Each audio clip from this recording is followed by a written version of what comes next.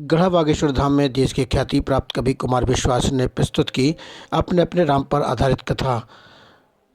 राजनगर तहसील क्षेत्र अंतर्गत ग्राम गढ़ा बागेश्वर धाम में आज देश के ख्याति प्राप्त कवि कुमार विश्वास के द्वारा अपने अपने राम पर आधारित कथा का प्रस्तुतिकरण प्रदान किया गया।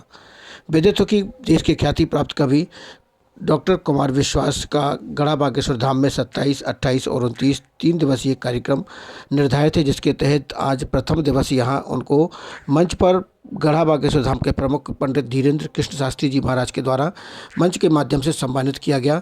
इस अवसर पर डॉक्टर कुमार विश्वास देश के ख्याति प्राप्त कवि ने अपने अपने राम पर आधारित एक शानदार कथा का विवरण यहाँ प्रस्तुत किया। इस अवसर पर बड़ी संख्या में अतिथिगण व दर्शक उपस्थित रहे।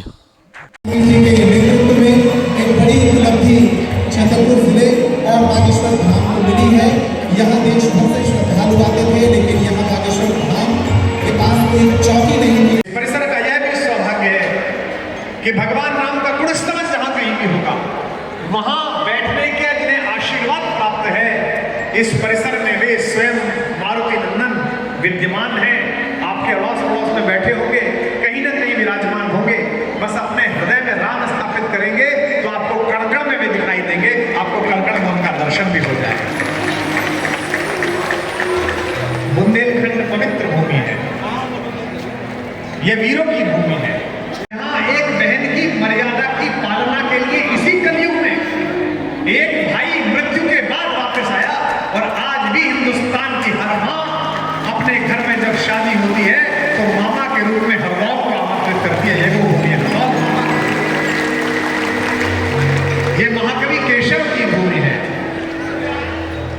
ये कवियों की पुण्य भूमि है। और मेरा सौभाग्य है कि अपने कवि सम्मेलनीय जीवन के प्रथम दिवसों में आज से 25-30 वर्ष अपने राम की चर्चा श्रवण करने पहुंचे हैं। बागेश्वर धाम के पूरे पुष्प पहुंचे हैं। हम सबका स्वागत करते हैं और अब धन्यवाद कहना।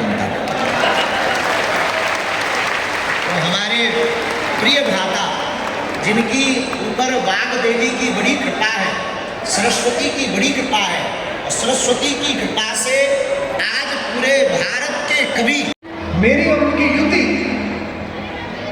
ठीक ऐसी ही युति है जैसे ज्ञान और भक्ति की युति होती।